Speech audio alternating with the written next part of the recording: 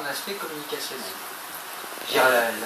La porte d'entrée utilisée par les lobbyistes, parce qu'il y avait déjà eu des échecs, des tentatives d'informatisation. Ah oui, vous gardez une trace de cette salle. J'ai eu des échecs de...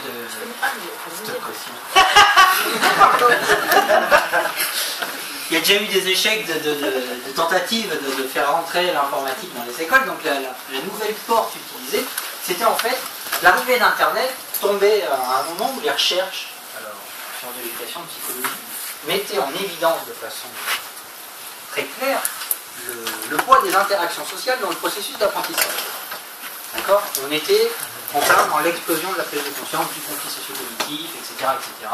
Donc, travaux des années 70, un temps je pense que ça arrive.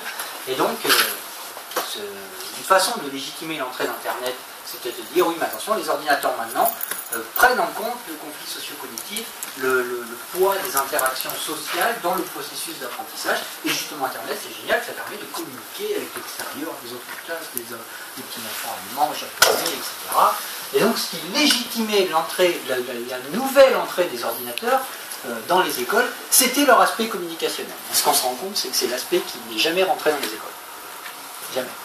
On a refait une étude il y a 4-5 ans avec une de France, même chose, communication, zéro.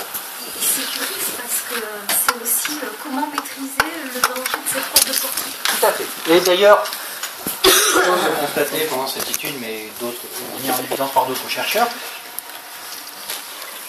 l'aspect recherche informationnelle d'Internet était archi contrôlé. C'est-à-dire, comme je l'ai dit à la fin, jamais un enseignant n'aurait mis un ado de 15 ans devant Internet. Voilà. Donc ce qu'il faisait, il téléchargeait sur le serveur de l'école les infos qu'il voulait chercher et on cherchait là-dessus, pas sur Internet en fait. Donc ce qu'on aurait